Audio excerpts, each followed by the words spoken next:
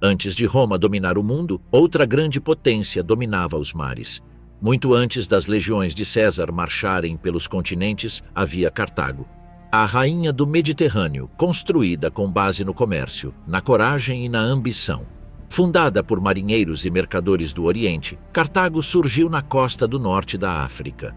Por centenas de anos, Cartago foi rica e poderosa, controlando as rotas comerciais do Mediterrâneo.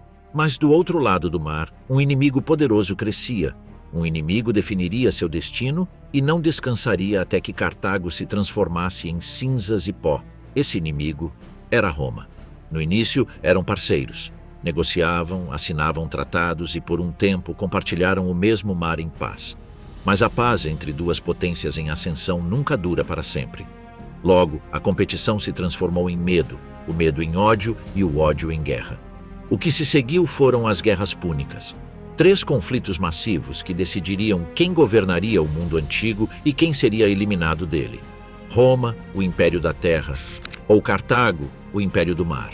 Das viagens destemidas dos exploradores cartagineses, a genialidade de Aníbal cruzando os Alpes com seus elefantes de guerra, a destruição final de uma cidade outrora grandiosa.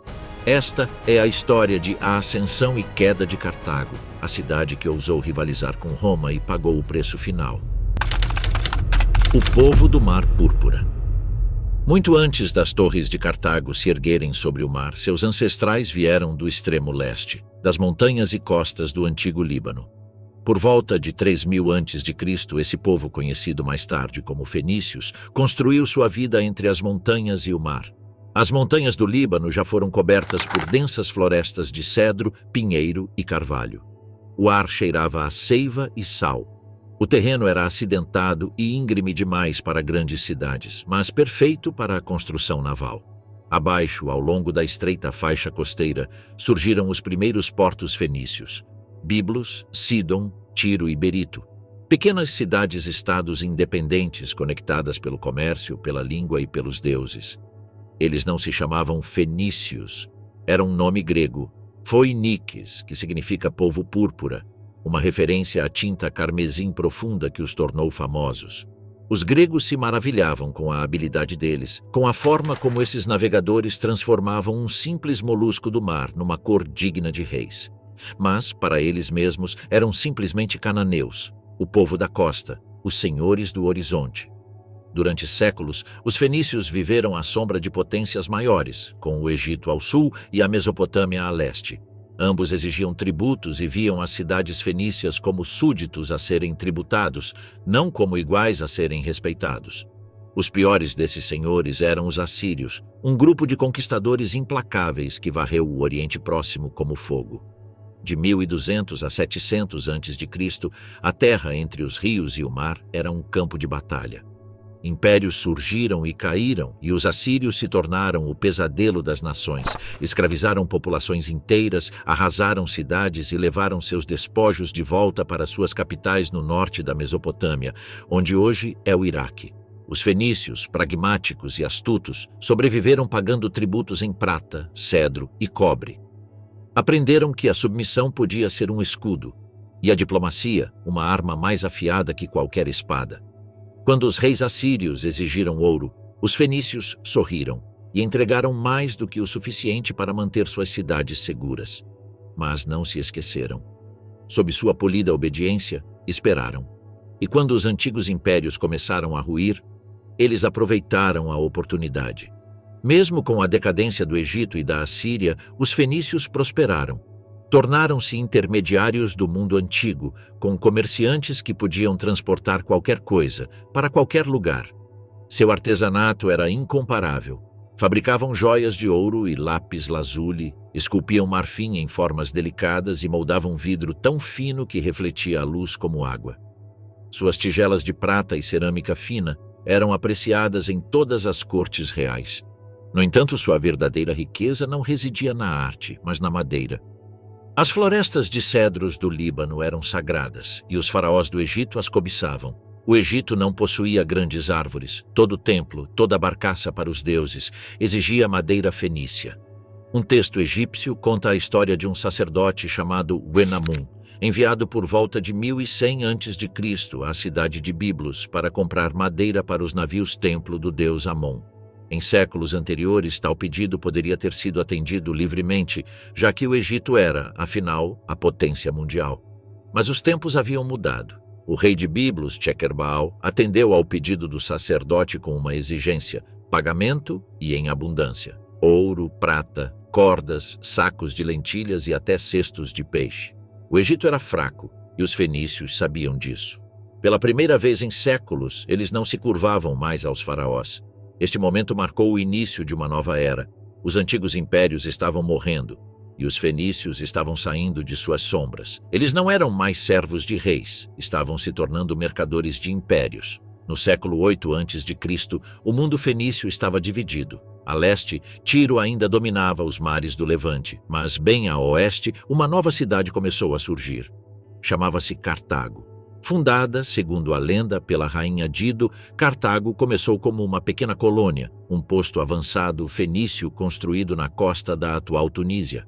Seus colonos trouxeram consigo os deuses de Tiro, a língua de Canaã e a habilidade dos construtores navais. Mas no Mediterrâneo Ocidental, encontraram uma oportunidade. As terras do norte da África, ricas em grãos e minerais, tornaram-se a base de um império marítimo. De Cartago, os marinheiros fenícios chegaram até a Espanha e, além das colunas de Hércules, ao Atlântico. Para os gregos, eles ainda eram fenícios. Para os romanos, eram púnicos. Mas para si mesmos, eram algo maior. Eram cartagineses, herdeiros de Tiro, senhores do mar. Suas frotas transportavam não apenas mercadorias, mas também influência. Seus portos tornaram-se centros de riqueza, ciência e religião. E logo suas ambições os colocariam frente a frente com outra potência em ascensão. Uma potência nascida não de marinheiros, mas de soldados. O mundo estava mudando. O equilíbrio de poder estava se alterando. E das águas azuis do Mediterrâneo às colinas verdes da Itália, uma tempestade estava se formando. Uma tempestade que um dia decidiria quem governaria o mundo antigo. O nascimento de um império marítimo. Cartago começou como nada mais que uma pequena colônia com um posto avançado distante na costa norte da África. Mas, com o tempo, aquele humilde assentamento se tornaria uma das cidades mais poderosas que o mundo antigo já conheceu. Seu segredo era a geografia. Cartago situava-se no Golfo de Túnez, um porto natural com vista para o coração do Mediterrâneo. Todos os navios mercantes que navegavam entre o Oriente e o Ocidente tinham que passar por esse trecho de água. Quem controlasse Cartago controlava a encruzilhada do mundo antigo. Portanto, a ascensão da cidade não foi acidental. Foi o destino disfarçado de estratégia e transformado em lenda. Segundo as lendas contadas ao longo dos séculos, Cartago foi fundada por uma princesa chamada Elissa, conhecida pelos romanos como Dido, uma mulher tão brilhante quanto bela. Ela fugiu de sua terra natal, Tiro, uma poderosa cidade fenícia na costa do Líbano, depois que seu irmão, o ambicioso e implacável rei Pigmalião, assassinou seu marido em troca de ouro. Levando seus seguidores através do mar, Dido desembarcou nas praias ensolaradas do norte da África, um lugar de colinas ondulantes e areias douradas, onde o aroma de cedro e sal pairava no ar. Lá, ela se aproximou de um chefe local, o rei Iarbas, e pediu um pequeno pedaço de terra para construir seu novo lar. O rei, talvez divertido com o pedido, concordou, mas com uma condição inteligente. Ela poderia ter apenas a quantidade de terra que coubesse em um único couro de vaca. Mas Dido, filha de Tiro, não era uma refugiada comum. Ela cortou aquele couro em tiras finas como navalhas, esticando-as de ponta a ponta até circundarem uma vasta colina com vista para a baía. A terra que ela reivindicou naquele dia se tornaria Kart Hadash, a nova cidade. E embora muitos a chamassem de lenda, enterrada sob esse mito jazia uma verdade. Cartago foi de fato fundada por colonos de Tiro em algum momento do século 9 ou 8 a.C. As ruínas nos dizem isso. Mas nenhum império se ergue apenas de uma história de amor. O nascimento de Cartago não foi meramente o ato de uma rainha em fuga. Foi a mudança de uma civilização marítima em busca de uma nova fronteira. Uma colônia fenícia nunca era escolhida por acaso. Cada porto, cada trecho de litoral, era escolhido com a mente de um comerciante e o olhar de um general. A posição de Cartago no Golfo de Túnez não era apenas conveniente, mas perfeita. De lá, os comerciantes fenícios podiam chegar à Sicília, à Sardenha, à Espanha e às costas da Itália com facilidade. Era um centro de onde podiam controlar não apenas o comércio, mas também o poder. No século VII a.C., apenas um século após sua fundação, Cartago já havia se tornado uma cidade com mais de 30 mil habitantes. No mundo antigo, esse número era extraordinário, uma população que rivalizava com a de algumas das maiores cidades-estado da Grécia. Seu traçado refletia ordem e ambição. A cidade baixa, perto do mar, fervilhava de mercados, oficinas e estaleiros. O ritmo dos martelos e os gritos dos mercadores ecoavam por suas ruas. Pescadores descarregavam seus pescados ao lado de comerciantes de terras distantes, prata da Ibéria, especiarias da Arábia, ouro da África. Acima da cidade baixa erguia-se o Monte Birsa, a cidade alta também conhecida como o coração do poder de Cartago. Atrás de suas muralhas fortificadas, erguiam-se templos, palácios e as casas da elite, mercadores, almirantes e estadistas cujas fortunas estavam ligadas aos ventos e às ondas. Desde a sua fundação, Cartago tornou-se uma máquina projetada para o comércio, a defesa e o domínio. Para os gregos, que contavam grande parte das histórias do mundo antigo, os cartagineses eram inteligentes. Viam neles um reflexo de seus próprios instintos mercantis, negociadores astutos, mestres em negócios que sempre pareciam favorecê-los. Mas os gregos, apesar de toda a sua filosofia e poesia, também entendiam de poder. E eles sabiam que se você pudesse controlar a história, você poderia controlar a memória do passado. Portanto, muito do que a história nos conta sobre Cartago vem de penas gregas e, mais tarde, romanas. Os inimigos de Cartago escreveram a história de Cartago.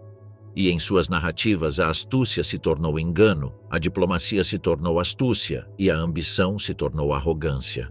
No entanto, por trás desses preconceitos, uma verdade era clara.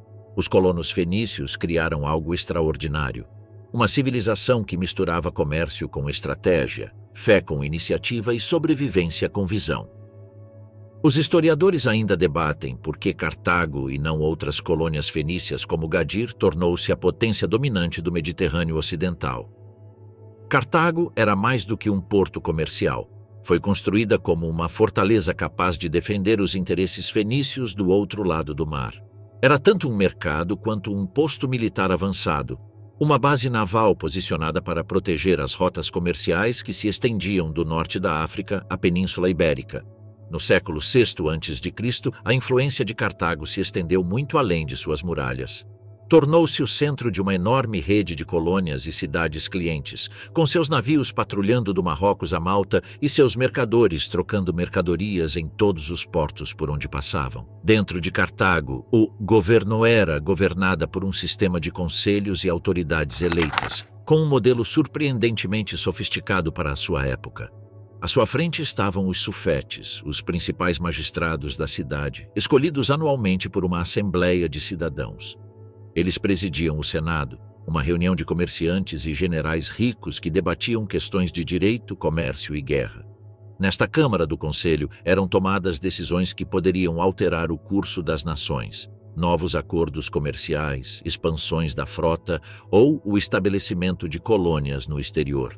Cada plano, cada lei, era elaborado com um objetivo em mente: manter o mar sob controle cartaginês.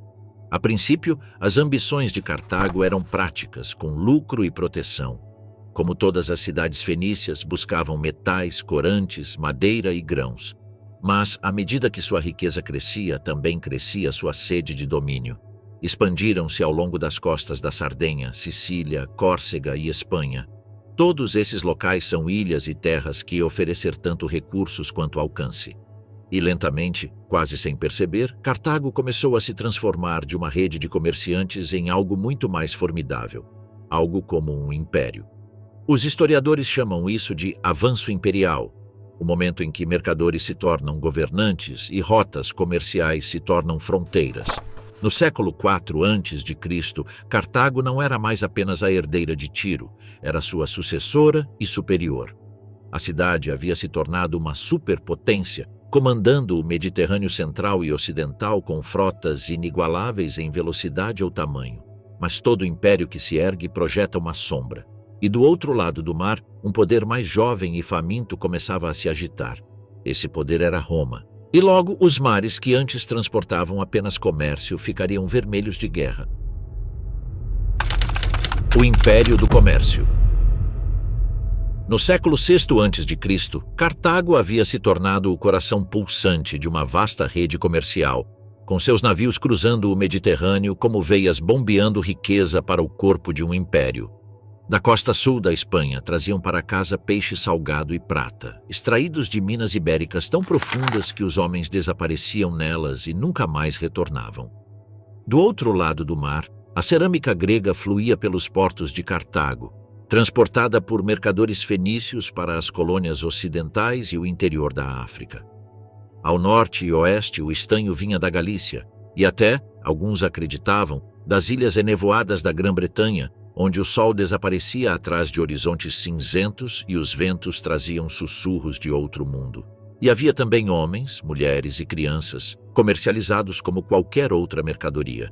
Vinham de terras conquistadas ou da pirataria em mar aberto, destinados a fazendas, navios e pedreiras. Em Cartago, até mesmo a humanidade fazia parte do mercado. Em troca, os cartagineses enviavam seus próprios produtos. Geralmente eram tecidos tingidos de púrpura, o tecido mais cobiçado da antiguidade, extraído de dezenas de milhares de minúsculas conchas de múrex, trabalhos em metal finamente trabalhados, tigelas, ferramentas e ornamentos de bronze e prata reluzentes, e cerâmicas cujos designs e durabilidade as tornavam apreciadas em 3 continentes. Seus mercadores não negociavam apenas com outras cidades. Eles penetravam profundamente no interior da África, negociando com tribos berberes e reinos de caravanas que se estendiam para o sul, além do Saara. Em troca, Cartago recebia ouro em pó, marfim e pedras preciosas, bens tão raros que ofuscavam os templos dos reis e adornavam os pescoços das rainhas. Os mercados da cidade se tornavam um mosaico de cores e sons, com os gritos dos comerciantes e o aroma de óleos e especiarias.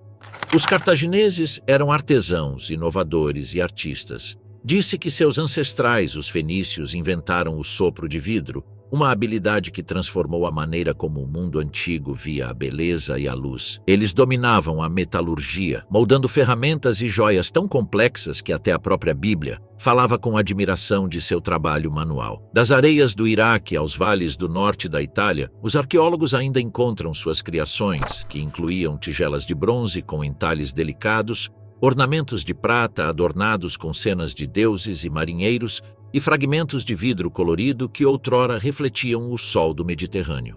Possuir um artefato cartaginês era possuir um pedaço do próprio mar, com um toque de sofisticação e conexão com a grande rede de comércio que unia as civilizações. A arte deles era um símbolo de controle. Cada artesanato, cada moeda, cada ânfora carregava a mensagem de uma cidade que prosperava no comércio, que acreditava que o domínio sobre os materiais refletia o domínio sobre o mundo. Para Cartago, o comércio era a força vital da sociedade e riqueza era poder. Um comerciante com navios suficientes podia comprar influência.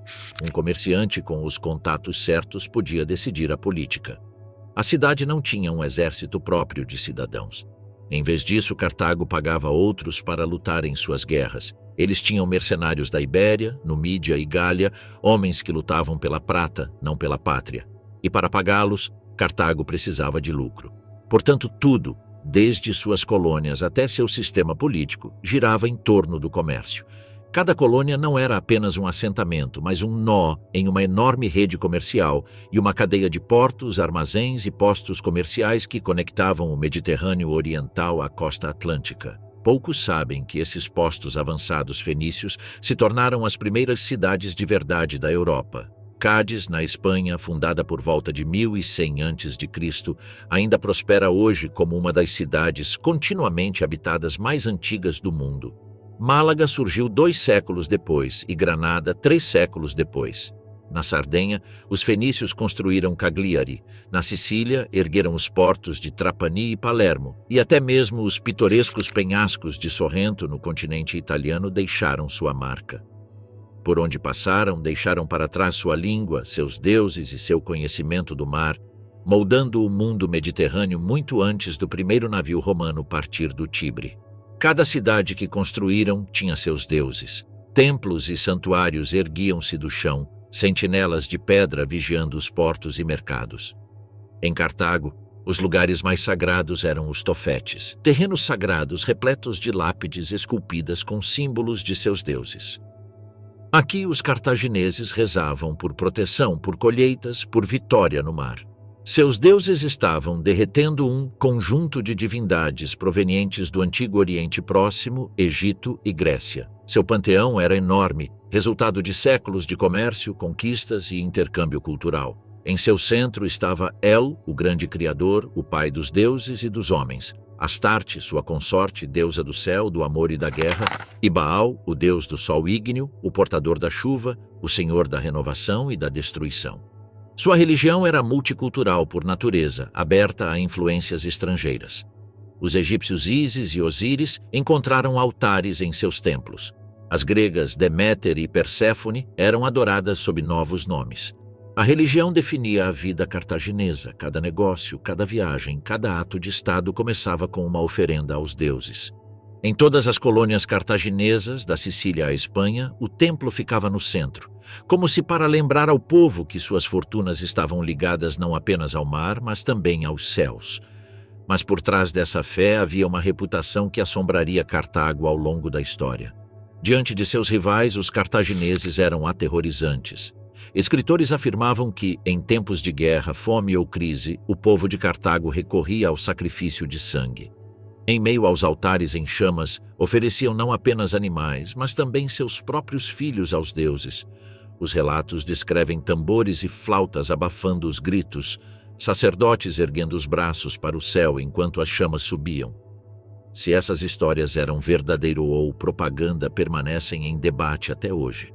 Mas o que é inegável é o quão profundamente elas incitaram medo e repulsa nos corações dos inimigos de Cartago. Para os romanos, tornou-se um símbolo de tudo o que acreditavam não ser, um motivo para ver Cartago não como uma rival, mas como uma ameaça. E quando duas potências acreditam que o mundo só é grande o suficiente para uma, a guerra nunca está longe. As sombras dos deuses. Os escritores antigos falavam com horror dos cartagineses.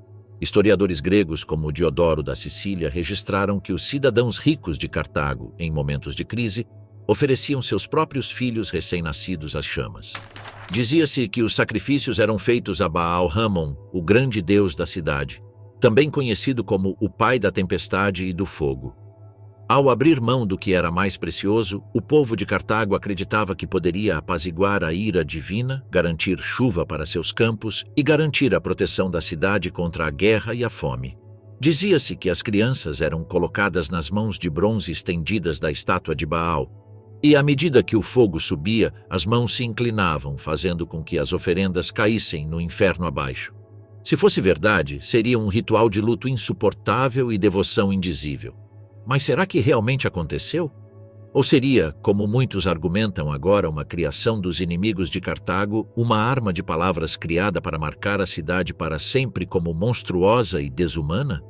Durante séculos, estudiosos têm argumentado. No Tofete, arqueólogos descobriram milhares de urnas, cada uma contendo cinzas e ossos de crianças e pequenos animais. Para os devotos, estas eram oferendas simbólicas, sinais de fé para garantir prosperidade e favor divino.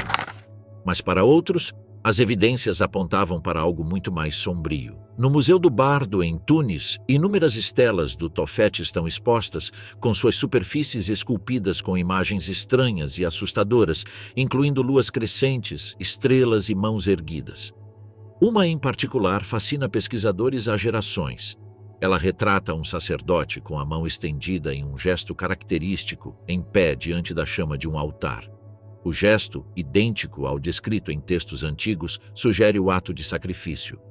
Logo além daquelas muralhas sagradas, Cartago pulsava com vida e poder. Os visitantes que chegavam por mar avistavam primeiro o porto comercial externo, uma vasta bacia circular onde navios mercantes da Grécia, Egito e Península Ibérica descarregavam sua carga de prata, especiarias, grãos e madeira. Além dele, encontra-se uma entrada secreta que leva ao porto naval interno, o patrimônio militar mais zelosamente protegido da cidade. Este porto interior era diferente de tudo o que havia no mundo antigo. Era circular, cercado por cais de pedra e galpões cobertos, cada um grande o suficiente para abrigar um navio de guerra. No centro, erguia-se uma pequena ilha coroada pelo almirantado, onde os comandantes navais de Cartago planejavam suas operações e onde a grande frota podia ser reunida a qualquer momento. Em plena capacidade, este porto podia abrigar mais de 200 navios de guerra. Uma armada aguardava silenciosamente atrás de suas muralhas. Era uma maravilha de design e sigilo, o motor do poder de Cartago e o instrumento de seu destino. Ainda hoje, o porto em forma de anel e sua ilha central ainda podem ser rastreados na costa tunisiana, os ossos de um império que outrora dominou as ondas. Durante séculos, historiadores se perguntaram como Cartago havia alcançado tamanho domínio na construção naval. Como uma cidade de mercadores conseguia produzir frotas tão vastas, tão velozes e tão mortais? A resposta viria inesperadamente do próprio mar. Em 1969, na costa oeste da Sicília, perto de Marsala, mergulhadores descobriram os destroços de um antigo navio soterrado sob areia e corais. Quando o navio foi trazido à superfície, as marcas em sua madeira causaram espanto, letras púnicas marcando cada prancha e viga. Era um navio de guerra cartaginês perfeitamente preservado do século III a.C. e revelou um segredo que mudaria para sempre a nossa compreensão da engenharia antiga. Os cartagineses, descobriu-se, foram pioneiros na construção naval modular. Cada prancha, cada nervura, cada peça da embarcação era pré-fabricada, marcada com códigos que indicavam onde cada uma pertencia. Os navios podiam ser montados de forma rápida e eficiente em estaleiros onde centenas de artesãos trabalhavam em perfeita coordenação. Isso era guerra industrial, 2000 anos antes da era moderna. Cartago havia alcançado o que nenhuma outra civilização havia alcançado: um sistema capaz de produzir frotas inteiras com precisão mecânica. Seus navios de guerra eram leves, rápidos e mortais. Construídos com calados rasos, podiam planar perto da costa ou recuar rapidamente para águas abertas. Em batalha, seus mastros eram abaixados e as velas recolhidas, enquanto os navios se transformavam em bestas de guerra a remos, impulsionados por centenas de remadores trabalhando em ritmo brutal. As triremes tinham 3 fileiras de remadores. As poderosas quinquerremes, 5. A disciplina a bordo dessas embarcações era absoluta, onde uma batida de coração fora do ritmo podia significar um desastre. Na proa do navio havia uma estaca de bronze, feita para romper navios inimigos. Um golpe forte podia lançar toda a embarcação e sua tripulação ao fundo do mar. E frequentemente, para protegê-los do infortúnio, os navios cartagineses ostentavam olhos pintados na proa com símbolos para enxergar o caminho através das ondas e afastar o mal. Durante séculos, os gregos desafiaram Cartago pelo controle do Mediterrâneo. A partir do final do século VI a.C., a rivalidade entre eles eclodiu em inúmeros confrontos navais, travados nas costas da Sicília e da Sardenha, ilhas que se tornaram o tabuleiro de xadrez do império. Mas, com o passar do tempo, um novo inimigo surgiu do norte. Uma cidade que um dia reescreveria o mapa do mundo antigo. Os cartagineses os chamavam de romanos. Em 2013, arqueólogos que dragavam as águas perto de Marsala encontraram os restos de uma dessas batalhas épicas. Entre eles, cabeças de carneiro, capacetes e madeiras estilhaçadas espalhadas pelo fundo do mar, testemunhas silenciosas da fúria que outrora engolfou as ondas. Foi a primeira guerra entre Roma e Cartago, um conflito que decidiria quem governaria o Mediterrâneo. Duraria 23 anos, destruiria frotas incontáveis e marcaria o início do fim de Cartago. Mas isso é história para o próximo capítulo. A Batalha das Égatas. Sob as águas agitadas das Ilhas Égatas, perto da costa da Sicília, encontra-se uma das relíquias mais assombrosas do mundo antigo. O único campo de batalha subaquático já descoberto na antiguidade. Espalhado por 2 quilômetros quadrados de leito marinho, o silêncio esconde os vestígios do caos. Lá, arqueólogos encontraram âncoras retorcidas em corais, capacetes amassados por arietes, ânforas estilhaçadas por impactos e 11 arietes de bronze, as mesmas armas que outrora destruíam navios inimigos. Estes são os vestígios da Batalha das Égatas, travada em 241 a.C., um colossal confronto naval entre Cartago e Roma, um duelo que mudaria o destino do Mediterrâneo para sempre. A batalha é vividamente registrada nos escritos de Políbio, Diodoro e outros historiadores antigos. Entre as relíquias recuperadas do fundo do mar, um carneiro ostenta uma inscrição, esculpida nos elegantes traços da escrita púnica, com uma prece desesperada aos céus para que ajudassem a destruir os navios inimigos. Mas os deuses de Cartago permaneceram em silêncio naquele dia. Os romanos, com soldados em terra que antes temiam o mar, venceram. Para pela primeira vez na história, Roma derrotou Cartago no mar. E com essa vitória, a Primeira Guerra Púnica, que durou quase um quarto de século, chegou ao fim. Cartago havia perdido não apenas uma batalha, mas também seu domínio sobre o Mediterrâneo Ocidental. Mas como Roma havia superado a potência marítima mais formidável da época? No início da guerra, os romanos estavam completamente despreparados para o combate naval. Eram guerreiros terrestres, mestres em formações, fortificações e esgrima, mas estranhos às ondas. Àquela altura, o mar era um campo de batalha estrangeiro, imprevisível, traiçoeiro e governado por Cartago. No entanto, os romanos eram implacáveis. Quando capturaram um navio de guerra cartaginês naufragado, eles o copiaram. Cada junta, cada viga, cada tábua foi medida e replicada. Logo, os estaleiros romanos trovejaram com o som de martelos e serras.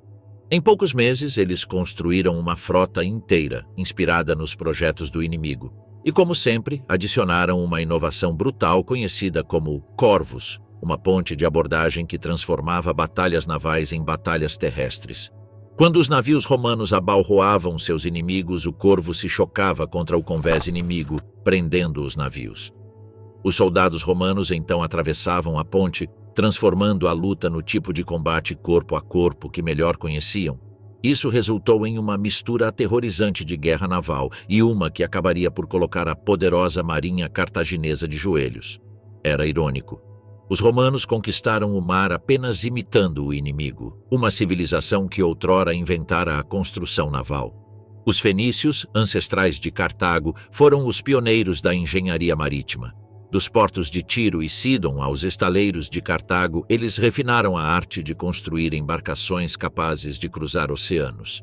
Suas técnicas eram tão avançadas que, mesmo séculos depois, os romanos se referiam a certos métodos de construção naval como juntas púnicas.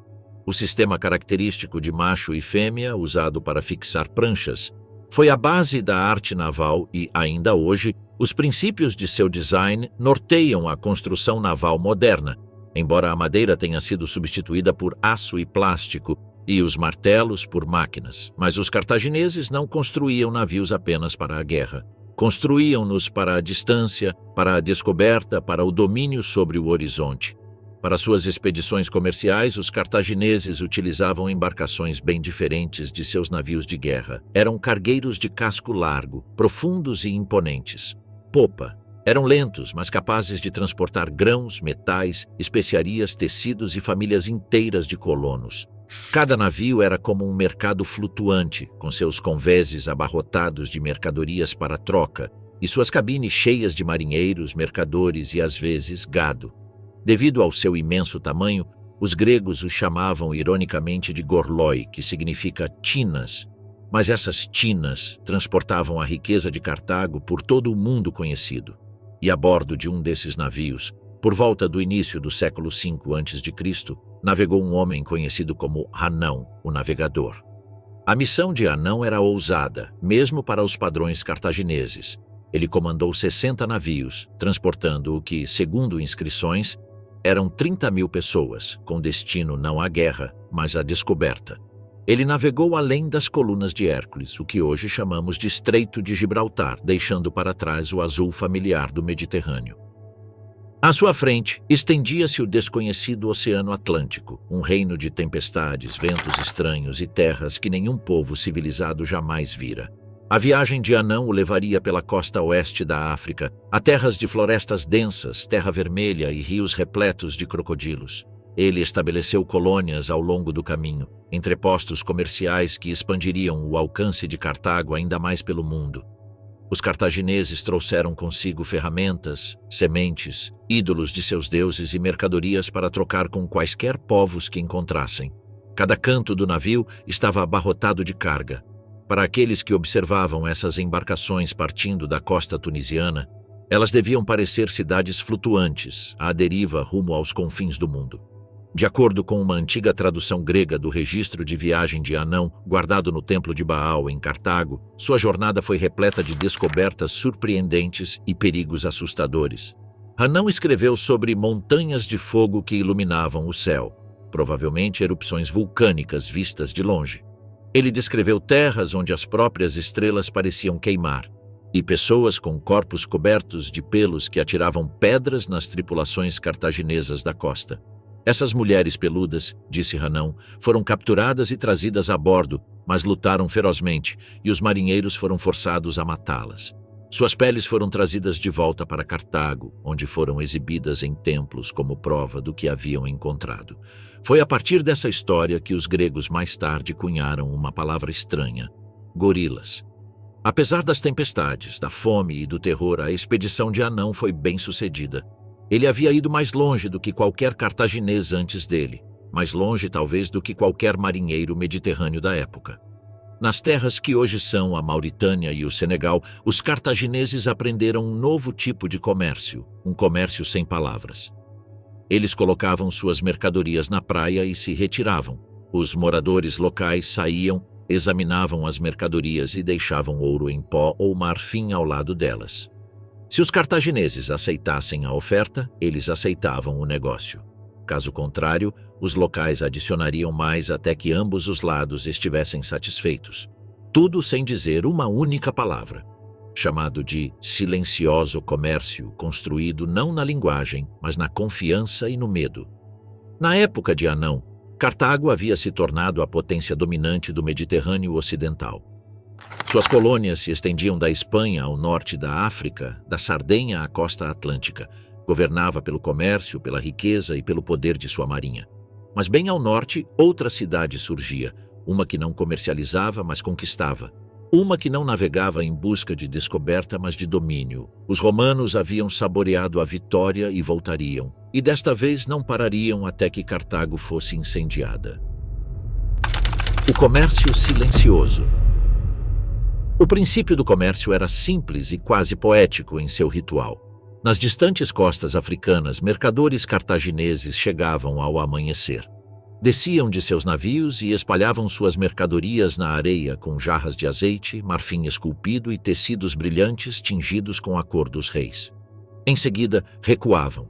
Os homens das tribos locais emergiam da floresta. Eles também entregavam seus bens: pó de ouro, peles de animais, pedras preciosas. Nenhum dos lados falava, nenhuma palavra, nenhum gesto, nenhuma barganha. Apenas silêncio. Cada comerciante estudava o que o outro havia oferecido. Se ambos estivessem satisfeitos, as mercadorias trocavam de mãos. Caso contrário, um dos lados recuava, esperando pacientemente que mais mercadorias fossem adicionadas. Esse sistema silencioso e silencioso baseava-se no respeito mútuo e na cautela. Permitia que civilizações separadas pela língua, cultura e medo comercializassem em paz. Naquele momento não se tratava apenas de negócios, era a arte da confiança. E por meio desse sistema, eles construíram uma rede de comércio que se estendia dos pilares de Hércules até os confins do mundo conhecido. Enquanto Anão, o navegador, navegava para o sul em direção aos ventos escaldantes da África, outro almirante cartaginês chamado Imilco virou sua proa em direção ao norte desconhecido. Enquanto Anão enfrentava o calor, Imilco enfrentava a escuridão e o frio.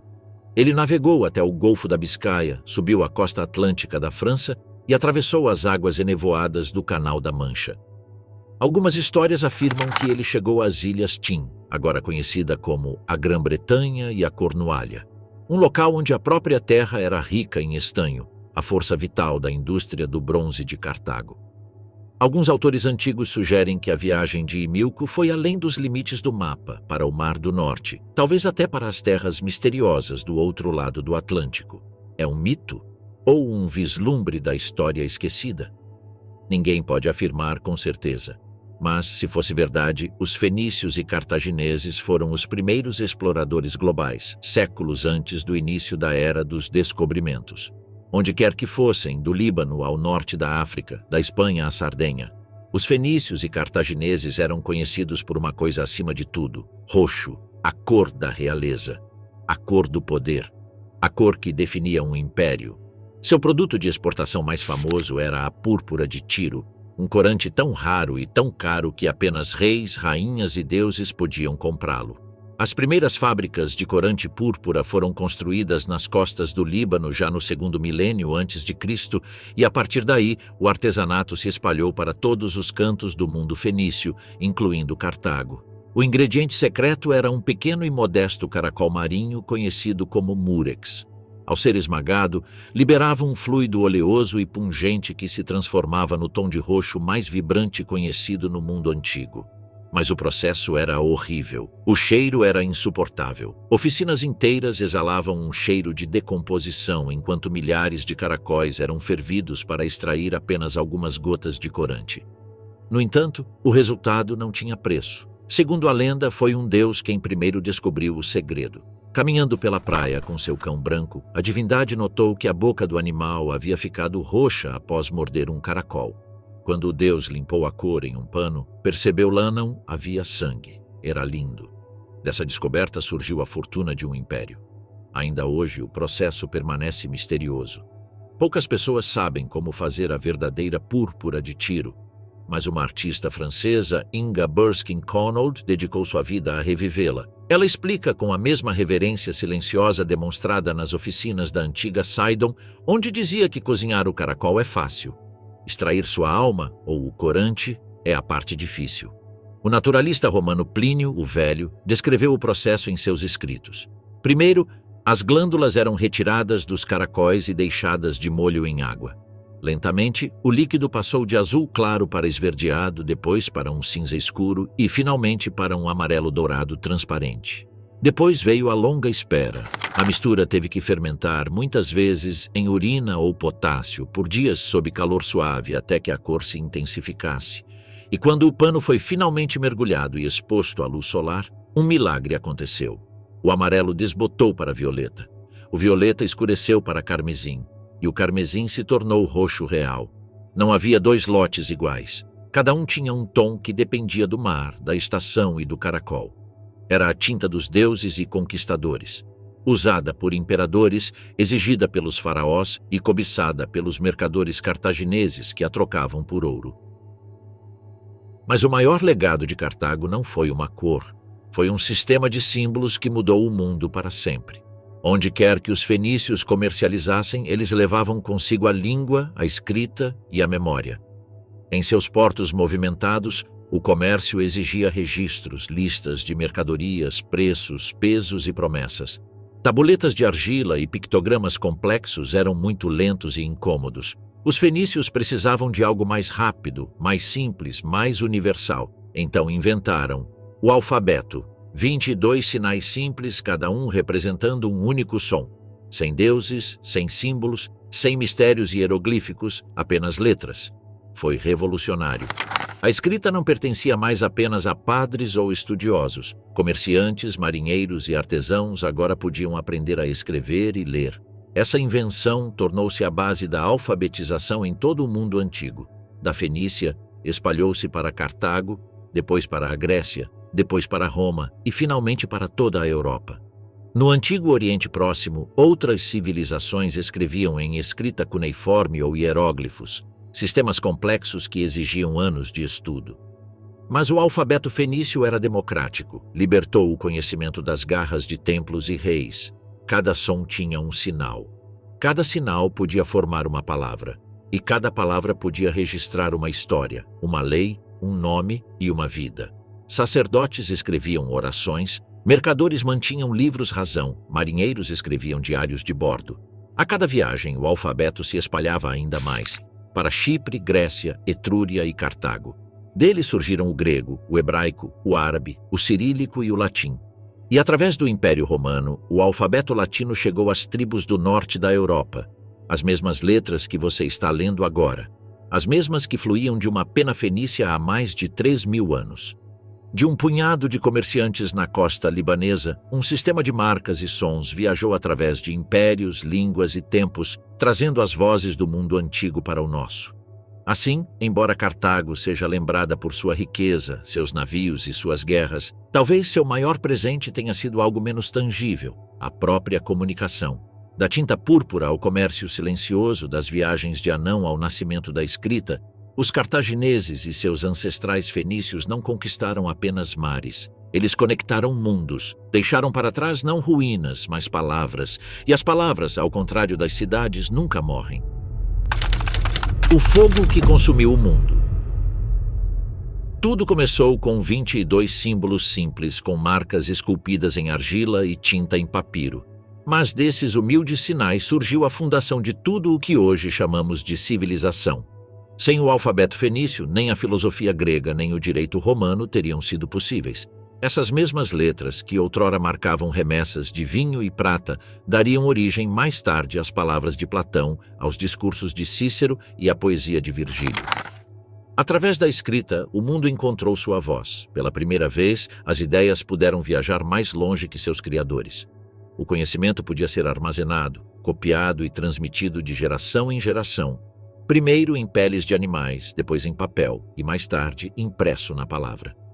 Mesmo agora, em nossa era digital, onde a luz e o código transportam nossos pensamentos por todo o planeta, o DNA da nossa comunicação ainda descende desses mesmos 22 caracteres. Cada livro, cada e-mail, cada inscrição em cada monumento é um sussurro da Fenícia.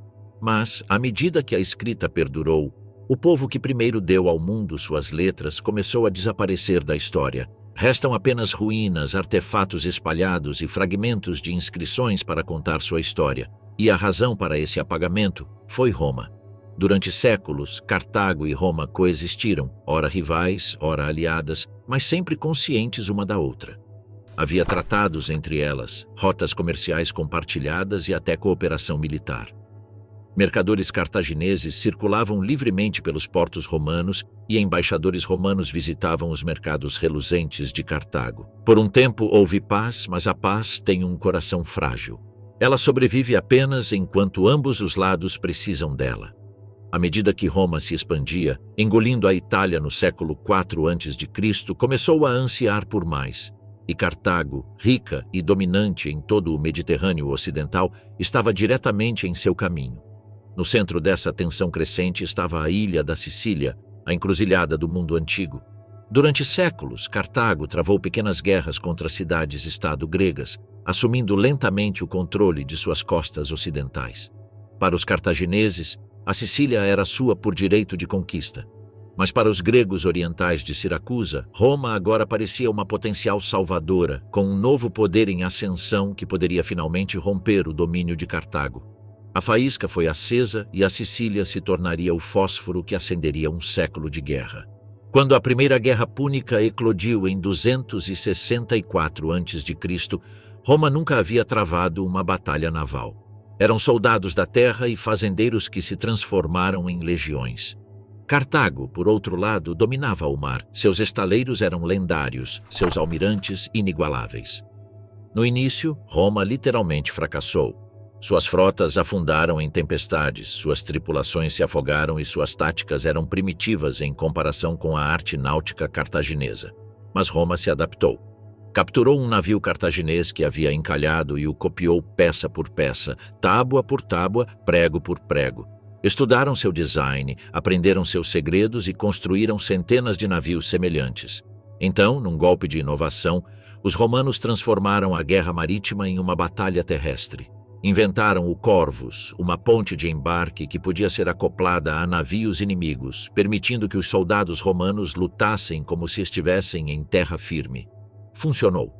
Na Batalha das Ilhas Égatas, em 241 a.C., a frota cartaginesa foi aniquilada.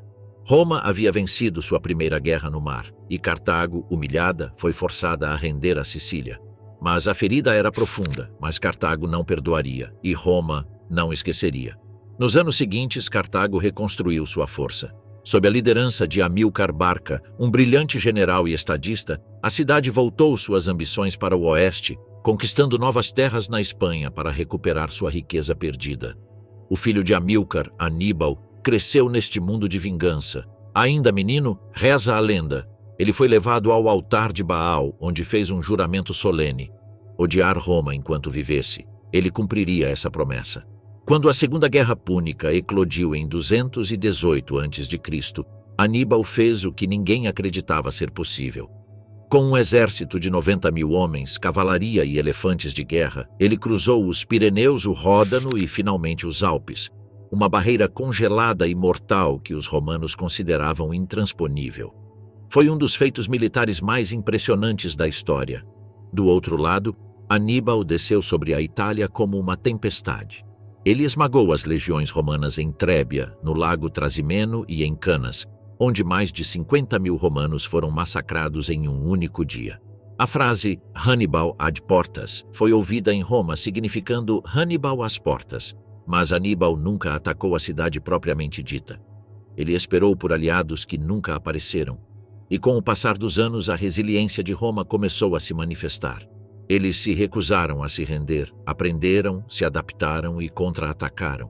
Finalmente, em Zama, em 202 a.C., perto das muralhas de Cartago, Aníbal enfrentou o general romano Cipião, o africano.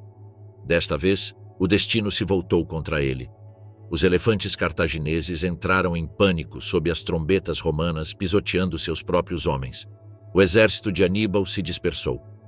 Cartago foi derrotada mais uma vez. E Aníbal, o maior general de sua época, logo se tornou um fugitivo, vagando de corte em corte, caçado por Roma, até que, finalmente, encurralado e traído, preferiu tomar veneno a ser capturado. Com sua morte, Cartago perdeu não apenas seu herói, mas também sua esperança. Mas, para Roma, a vitória não foi suficiente. O medo de Cartago ainda pairava como uma sombra. No Senado romano, um velho estadista chamado Catão, o Velho, encerrava todos os discursos, independentemente do assunto, com as mesmas palavras: Cartago delenda est, que significa Cartago deve ser destruída. E por fim, Roma ouviu. Em 149 a.C., quase 40 anos após a morte de Aníbal, legiões romanas desembarcaram novamente em solo africano. Desta vez, não vieram para combater um inimigo, mas para aniquilá-lo. Por 3 anos, os cartagineses resistiram com coragem desesperada. Fortificaram suas muralhas, derreteram suas joias para fabricar armas e lutaram rua por rua, casa por casa. Mas em 146 a.C., as muralhas finalmente caíram. Cartago foi queimada e seu povo foi massacrado ou escravizado, seu porto foi tomado por escombros e suas bibliotecas foram reduzidas a cinzas. Por fim, a maior cidade do Mediterrâneo Ocidental foi apagada do mapa. Cartago não existia mais, mas a história não terminou ali. Embora a cidade tenha sido destruída, seu espírito sobreviveu, espalhado pelo Mediterrâneo, levado por mercadores, marinheiros e colonos que outrora haviam chamado Cartago de lar. Suas colônias na Espanha, Sardenha e Sicília sobreviveram, absorvidas pelo mundo romano. Suas inovações em comércio, navegação e design urbano moldaram o império que outrora jurara destruí-la. Com o tempo, a própria Roma se tornou o que Cartago havia sido: um império marítimo, um centro de comércio, um centro de trocas globais. O espírito explorador de Cartago, seu ímpeto pela descoberta e seu gênio para o comércio tornaram-se o modelo para o mundo em que vivemos hoje. Foi o primeiro grande motor da globalização, com uma civilização que acreditava em cruzar fronteiras, compartilhar conhecimento e ir além do horizonte.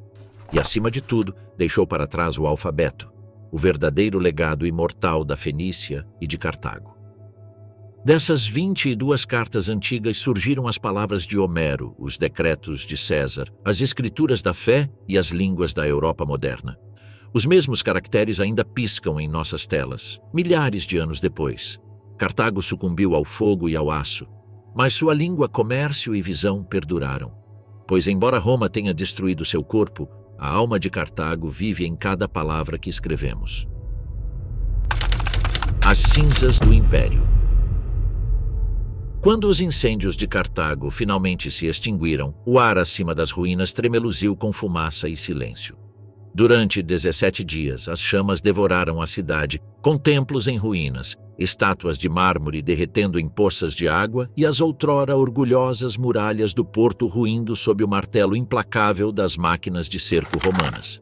Legionários marcharam sobre as cinzas e, em seu rastro, séculos de poder cartaginês foram reduzidos a pó. Dizia-se que o comandante romano Cipião Emiliano, ao contemplar a devastação, chorou. Ele citou um verso da Ilíada de Homero, prevendo que o mesmo destino um dia chegaria a Roma. Chegará o dia em que a sagrada Troia perecerá e Príamo e seu povo não mais existirão. Cartago, a rainha dos mares, a mercadora de impérios e rival de Roma, havia desaparecido. Mas impérios raramente morrem de forma limpa. Mesmo em ruínas, a sombra de Cartago ainda se estendia pelo Mediterrâneo. Seus portos, suas colônias, suas redes comerciais, tudo continuava a fervilhar de vida. E por uma reviravolta do destino, seria a própria Roma quem ressuscitaria o que outrora destruíra. Com a queda de Cartago, Roma herdou não apenas seus territórios, mas também seu destino. Não mais confinada à Península Itálica, Roma agora governava terras antes unidas pelas rotas marítimas cartaginesas, do norte da África à Espanha, da Córcega à Sardenha. Eles tomaram portos, estaleiros e postos comerciais cartagineses, transformando-os em províncias romanas e bases navais. A República Romana, que antes era uma nação de fazendeiros e soldados, era agora um império marítimo. Ironicamente, Roma começou a espelhar a própria civilização que buscava apagar. Adotou os métodos de construção naval de Cartago com as mesmas técnicas modulares e pré-fabricadas outrora pioneiras nos estaleiros púnicos. Aprendeu a administrar colônias distantes por meio do comércio e da tributação. E abasteceu seus mercados com as mesmas mercadorias outrora transportadas nos porões cartagineses. Especiarias, ouro, marfim, escravos e a tinta púrpura que outrora tornara a Fenícia famosa. O fantasma de Cartago havia invadido a corrente sanguínea de Roma. Sua ideia, sua economia e sua visão permaneciam vivas dentro do império que a havia massacrado. Um século após sua destruição, o sítio arqueológico de Cartago permanecia uma ferida estéril. A lei romana proibia qualquer pessoa de reconstruir sobre suas cinzas. A terra estava amaldiçoada, ou assim se dizia. Os fazendeiros a evitavam. Os marinheiros faziam o sinal da cruz ao verem seu contorno na costa. Mas o tempo tem um jeito de curar até as cicatrizes mais profundas. Em 46 a.C., durante o reinado de Júlio César, uma nova ideia começou a tomar forma. César, sempre visionário, viu o potencial do local. Um porto natural, planícies férteis e uma posição estratégica que dominava a costa africana. Ele ordenou que as fundações de uma nova cidade fossem lançadas sobre as ruínas da antiga Colônia Júlia Cartago, ou seja, a Colônia Juliana de Cartago. Após o assassinato de César, o projeto estagnou, mas seu sucessor, o imperador Augusto, o concluiu, e daquelas cinzas, Cartago renasceu. Não mais a capital de um império, mas a joia da África romana. Uma cidade renascida sob o domínio romano, com suas ruas novamente repletas de mercadores, artesãos e estudiosos. No século II d.C., Cartago romana havia se tornado uma das maiores e mais ricas cidades do império, perdendo apenas para Roma e Alexandria. Os portos fervilhavam de navios vindos do Mediterrâneo. Cartago, renascida, finalmente encontrou a paz por meio da transformação. Por 600 anos, a Cartago romana prosperou como cidade de comércio, cultura e fé. Tornou-se um dos berços do cristianismo primitivo, lar de grandes pensadores como Tertuliano e Santo Agostinho, cujas palavras moldariam a teologia da Europa por 1000 anos. A cidade sofreu invasões, terremotos e guerras civis, e mesmo quando os vândalos invadiram a África no século V d.C., Cartago resistiu novamente, marcada mas intacta.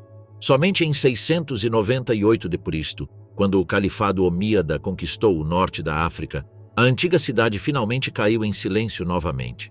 Àquela altura, Cartago já havia alcançado a imortalidade em sua influência. Sua história havia se tornado um espelho da própria humanidade. Criação, ambição, destruição e renascimento. Então, o que resta de Cartago? Nenhum grande monumento, nenhum templo intacto ou estátuas imponentes.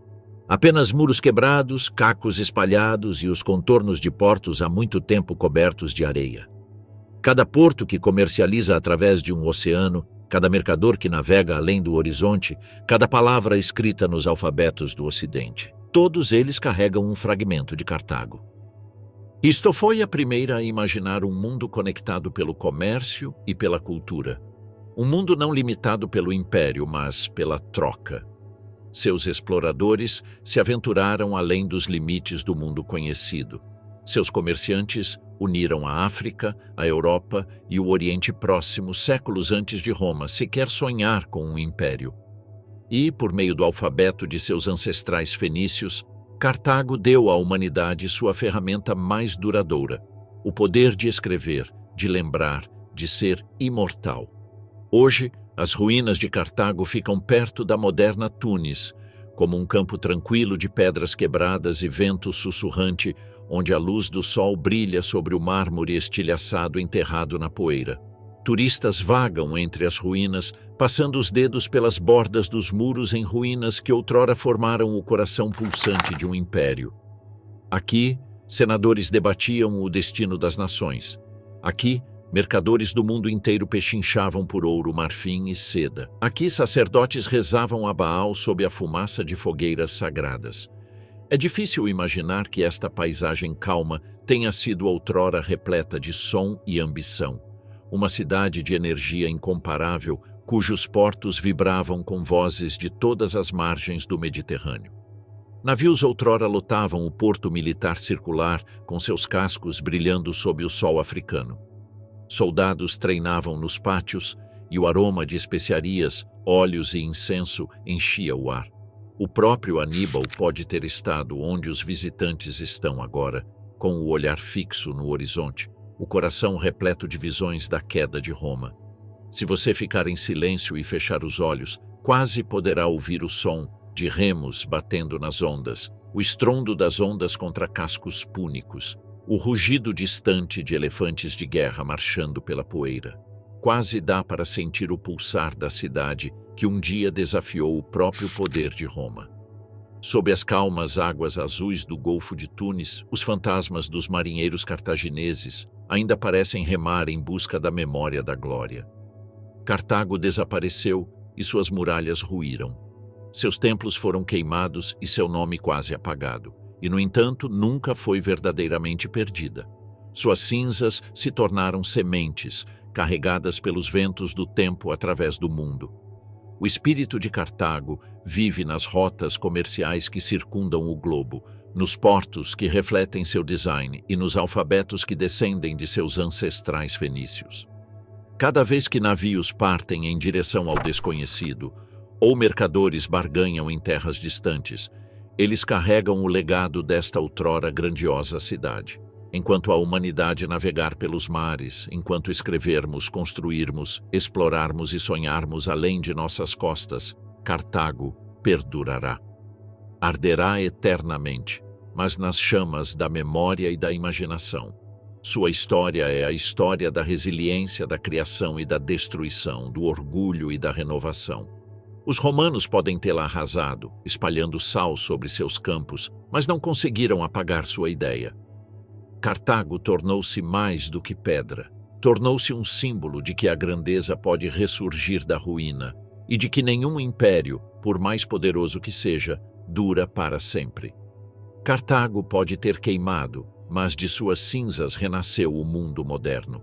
Ensinou à humanidade que o mar não é apenas uma barreira, mas uma ponte. E agora, esse comércio não pode mais ser visto como mero lucro, mas sim como conexão. E essa memória, uma vez escrita, pode sobreviver até mesmo às muralhas mais poderosas.